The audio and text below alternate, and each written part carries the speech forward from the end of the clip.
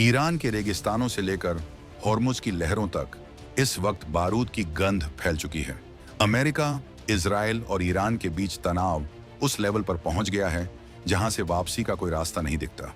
क्या ये दुनिया एक बड़े विनाश की कगार पर खड़ी है? पाकिस्तान में बातचीत का दूसरा दौर बुरी तरह फेल हो चुका है, क्योंकि अमेरिका हॉर्मुज जलमरू मध्य यानी स्ट्रेट ऑफ हॉर्मुज से अपनी नाकेबंदी हटाने को तैयार नहीं है। ईरान अपनी जिद पर अड़ा है और ट्रंप ने सीज फायर की डेडलाइन तो बढ़ा दी है, लेकिन युद्ध के बादल किसी भी पल गरज सकते हैं। लेकिन रुकिए, जब पूरी दुनिया की नजरें पश्चिम एशिया के इस तनाव पर टिकी हैं, ठीक उसी वक्त हमारे पड़ोस में यानी नेपाल में कुछ ऐसा हो रहा है जिसने पूरे दक्षिण एशिया की धड़कनें बढ़ा दी हैं। भारत और नेपाल के बीच एक ऐसी खींचतान शुरू हो चुकी है जो शायद हिमालय की राजनीति के सारे पुराने समीकरण बदल कर रख दे। नेपाल के प्रधानमंत्री बालेंद्र शाह की कुर्सी डगमगा रही है और इसकी वजह कोई बाहरी हमला नहीं, बल्कि उनका अपना एक ऐसा फैसला है जिसने वहां की जनता को ही उनके खिलाफ खड़ा कर दिया है। ईरान और अमेरिका की इस ग्लोबल जंग के शोर के बीच नेपाल से आती ये खबरें वाकई चौंकाने वाली हैं। जो नेपाल कभी भारत का सबसे करीबी दोस्त माना जाता था, आज वहां की सत्ता भारत से सटे इलाकों में ही भयंकर विरोध का सामना कर रही है। नेपाल सरकार ने एक ऐसा नया नियम लागू कर दिया है जिसे वहां के लोग आर्थिक तानाशाही कह रहे हैं। ये नियम सीधा जुड़ा है आपकी और हमारी जेब से, खासकर उन लोगों से जो भारत नेपाल बॉर्डर पर रहते हैं। बालेंद्र शाह की सरकार ने प्रावधान किया है कि अब भारत से नेपाल ले जाने वाले 100 रुपये से अधिक मूल्य के किसी भी सामान पर भारी भरकम कस्टम ड्यूटी देना अनिवार्य होगा। ये ड्यूटी 5% से शुरू होकर 80% तक जा रही है। सुनने में ये सिर्फ एक टैक्स का नियम लगता है, लेकिन इसकी गहराई में जाएंगे तो समझ आएगा कि ये नेपाल की अपनी जनता के पेट पर लात मारने जैसा है। अब जरा गहराई से इस मुद्दे को समझते हैं। नेपाल के सीमावर्ती इलाकों में रहने वाले लाखों लोग अपनी रोजमर्रा की जरूरतों के लिए भारतीय बाजारों पर निर्भर रहते हैं। नमक से लेकर तेल तक और कपड़ों से लेकर दवाइयों तक सब कुछ भारत से सस्ता और आसानी से मिल जाता है। लेकिन बालन शाह की सरकार ने इस लाइफलाइन को ही काटने की कोशिश की है। 100 नेपाली रुपए की कीमत आज के दौर में क्या ही होती है। 1 किलो अच्छी क्वालिटी का फल या तेल का एक पैकेट भी इससे महंगा आता है। मतलब ये कि अगर कोई नेपाली नागरिक भारत से 1 लीटर रिफाइंड तेल या बच्चों के लिए कुछ खिलौने भी लाता है तो उसे बॉर्डर पर लाइन में लगकर टैक्स चुकाना होगा, और ये टैक्स इतना ज्यादा है कि सामान की कीमत दोगुनी हो जा रही है। इससे नेपाल के छोटे व्यापारियों और आम लोगों में जो गुस्सा भड़का है वो अब एक ज्वालामुखी का रूप ले चुका है। यहाँ सबसे बड़ा सवाल ये उठता है कि बालन शाह, जो खुद को जेनजी पीढ़ी का नेता और क्रांतिकारी बताते थे, उन्होंने ऐसा आत्मघाती कदम क्यों उठाया? क्या इसके पीछे चीन का कोई इशारा है या फिर ये सिर्फ उनकी प्रशासनिक नाकामी है? नेपाल के सीमावर्ती इलाकों जैसे वीरगंज, भैरहवा और नेपालगंज में लोग सड़कों पर उतर आए हैं। वहां के लोग कह रहे हैं कि बालन सरकार बनाकर उन्होंने बहुत बड़ी गलती कर दी। जो सरकार नए नेपाल का सपना दिखाकर सत्ता में आई थी, वो आज अपने ही लोगों को महंगाई की आग में झोंक रही है। तेल, कोल्ड ड्रिंक और यहाँ तक कि केलों जैसी मामूली चीजों को भी बॉर्डर पार ले जाने पर पाबंदी या भारी टैक्स लगा दिया गया है। ये सब उस नेपाल में हो रहा है जहाँ की अर्थव्यवस्था का एक बड़ा हिस्सा भारत के साथ होने वाले इसी व्यापार पर टिका है। राजनीतिक गलियारों में तो अब ये चर्चा भी तेज हो गई है कि बालेंद्र शाह की सरकार का अंत करीब है। नेपाल की राजनीति में इस वक्त जबरदस्त उथल पुथल मची है। ताजा रिपोर्ट्स के मुताबिक सरकार के भीतर ही बगावत शुरू हो गई है। 2 बड़े मंत्रियों ने इस्तीफा दे दिया है और रब्बी लामिछाने जैसे कद्दावर नेताओं के साथ बालन शाह के मतभेद अब जगजाहिर हो चुके हैं। लोग बालन शाह को इंपोर्टेड पीएम तक कहने लगे हैं। उनकी लोकप्रियता का ग्राफ जितनी तेजी से ऊपर गया था, उतनी ही तेजी से नीचे गिर रहा है। लोग पूछ रहे हैं कि क्या ये वही बालन शाह हैं जो भ्रष्टाचार मिटाने आए थे? आज उनकी नाक के नीचे आम जनता को लूटा जा रहा है और वो खामोश हैं। इस पूरे ड्रामे के बीच भारत की भूमिका सबसे रहस्यमयी बनी हुई है। भारतीय एजेंसियां और दिल्ली का पावर कॉरिडोर इस पूरे मामले पर एकदम शांत है। लेकिन क्या यह शांति वाकई सिर्फ एक इत्तेफाक है? जानकारों का मानना है कि भारत की यह साइलेंट मोड वाली नीति किसी बड़े मास्टर प्लान का हिस्सा हो सकती है।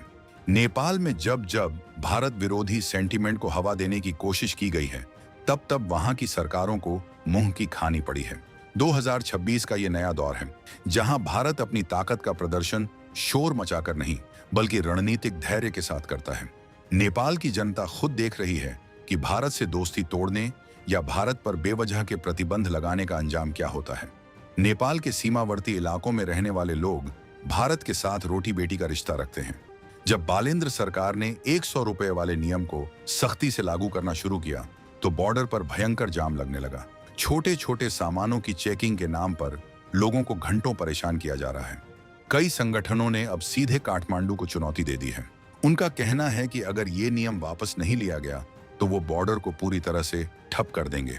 जरा सोचिए, अगर नेपाल के बॉर्डर वाले रास्ते बंद हो गए तो वहां की राजधानी में खाने पीने की चीजों के लिए त्राही त्राही मच जाएगी। क्या बालन शाह इस प्रेशर को झेल पाएंगे या फिर उनकी कुर्सी का गिरना अब महज एक औपचारिकता रह गई है? नेपाल की जेएनजी आंदोलन वाली सरकार ने बड़े बड़े वादे किए थे। उन्होंने कहा था कि वो नेपाल को आत्मनिर्भर बनाएंगे, लेकिन आत्मनिर्भरता के नाम पर उन्होंने अपनी ही जनता पर टैक्स का बोझ डाल दिया। भारत से आने वाले केलों तक पर रोक लगा दी गई है। अब आप ही बताइए, क्या कोई देश के लिए रोककर सुपर पावर बन सकता है? ये बचकाना फैसले बताते हैं कि वहां की लीडरशिप इस वक्त कितनी हताश है। सीमावर्ती इलाकों में गुस्सा इतना ज्यादा है कि लोग अब भारत सरकार से हस्तक्षेप की मांग कर रहे हैं। लेकिन भारत अभी वेट एंड वॉच की स्थिति में है। भारत जानता है कि जब जनता खुद जाग जाती है तो बड़ी से बड़ी सत्ता को झुकना ही पड़ता है। इस पूरे संकट का एक और पहलू है पाकिस्तान और चीन का एंगल। पाकिस्तान में इस वक्त जो अस्थिरता है और ट्रंप के आने के बाद अमेरिका का जो सख्त रुख है, उसने पूरे रीजन में एक नया पावर बैलेंस बना दिया है। ऐसे में नेपाल का भारत के साथ उलझना उसके लिए सबसे बड़ी भूल साबित हो सकता है। पाकिस्तान में वार्ता फेल होने का मतलब है कि अमेरिका अब दक्षिण एशिया में अपने हितों को लेकर और भी आक्रामक होगा। और अगर नेपाल इस बीच भारत को परेशान करने की कोशिश करेगा तो उसे अंतर्राष्ट्रीय मंच पर भी अकेला छोड़ दिया जाएगा। नेपाल के भीतर ही अब ये आवाजें उठने लगी हैं कि बालन शाह को तुरंत इस्तीफा देना चाहिए ताकि देश को इस आर्थिक संकट से बचाया जा सके। नेपाल की राजनीति में रब्बी लामिछाने और बालन शाह के बीच की जंग अब आर पार की लड़ाई बन चुकी है। मंत्रियों का इस्तीफा देना इस बात का सबूत है कि सरकार के अंदर सब कुछ ठीक नहीं है। जनता का रोष और ऊपर से मंत्रियों का साथ छोड़ना, ये किसी भी सरकार के गिरने के शुरुआती लक्षण होते हैं। बालन शाह ने शायद सोचा था कि वो भारत के खिलाफ सख्त नियम बनाकर अपनी राष्ट्रवादी छवि को और मजबूत करेंगे, लेकिन उनका ये दांव उल्टा पड़ गया। राष्ट्रवादी टोन तब काम आती है जब जनता के पास खाने को रोटी हो, लेकिन जब आप लोगों की बुनियादी जरूरतों पर ही टैक्स लगा देंगे तो वही जनता आपको सत्ता से बेदखल करने में 1 मिनट की भी देरी नहीं करेगी। 2026 के इस साल में भारत एक ग्लोबल लीडर के तौर पर उभर रहा है। भारत के पास वो क्षमता है कि वो अपने पड़ोसियों की मदद करे, लेकिन सम्मान की शर्त पर। नेपाल की मौजूदा सरकार ने जिस तरह से ट्रेड रिस्ट्रिक्शंस लगाए हैं, वो सीधे तौर पर भारत नेपाल शांति और मैत्री संधि की भावनाओं के खिलाफ है। सीमावर्ती व्यापारियों का कहना है कि अगर नेपाल सरकार ने अपनी ये जिद नहीं छोड़ी तो वो नेपाल की तरफ सामान भेजना बंद कर देंगे। इससे नेपाल में महंगाई का एक ऐसा तूफान आएगा जिसे संभालना बालन शाह के बस की बात नहीं होगी। इस पूरी कहानी में एक सस्पेंस ये भी है कि क्या नेपाल में फिर से चुनाव होने वाले हैं? क्या बालन शाह की जगह कोई ऐसा चेहरा आएगा जो भारत के साथ रिश्तों को फिर से पटरी पर ला सके? नेपाल की जनता अब बदलाव चाहती है।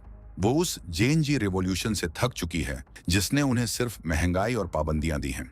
भारत और नेपाल की सरहद पर जो चिंगारी भड़की है वो काठमांडू के सिंहासन तक पहुंच चुकी है। आने वाले कुछ हफ्ते नेपाल के भविष्य के लिए बहुत निर्णायक होने वाले हैं। क्या वहां कोई बड़ा तख्ता पलट होगा या फिर बालन शाह अपनी गलतियों को सुधारेंगे? जोशीले नारों और राष्ट्रवादी भाषणों से पेट नहीं भरता। ये बात नेपाल की जनता अब अच्छी तरह समझ चुकी है। भारत ने हमेशा एक बड़े भाई की भूमिका निभाई है, लेकिन जब छोटे भाई की सत्ता में बैठे लोग अहंकार में डूब जाएं, तो उसे सबक सिखाना भी जरूरी हो जाता है। नेपाल में जो उथल पुथल मची है वो इस बात का संकेत है कि भारत के हितों की अनदेखी करके कोई भी सरकार लंबे समय तक नहीं टिक सकती। बालन शाह की कुर्सी अब कांटों का ताज बन चुकी है। सीमा पर उमड़ा जन सैलाब और काठमांडू की गलियों में होता विरोध प्रदर्शन ये साफ कर रहा है कि खेल अब बालन शाह के हाथ से निकल चुका है। इस पूरे घटनाक्रम ने एक बात तो साफ कर दी है कि भारत की एजेंसियां भले ही खामोश दिख रही हों, लेकिन उनकी नजर हर एक गतिविधि पर है। नेपाल के भीतर जो असंतोष है वो भारत के लिए एक रणनीतिक बढ़त भी हो सकता है। क्या नेपाल में लोकतंत्र का नया अध्याय शुरू होने वाला है? क्या भारत और नेपाल के बीच की ये दूरियां कम होंगी या फिर ये खींचतान किसी बड़े टकराव का रूप ले लेगी? ये वो सवाल हैं जिनके जवाब हमें जल्द ही मिलने वाले हैं। ईरान में युद्ध की आहट और नेपाल में सत्ता के गिरने का डर, ये दोनों घटनाएं बताती हैं कि 2026 का ये साल दुनिया के नक्शे पर बड़ी तब्दीलियां लेकर आने वाला है।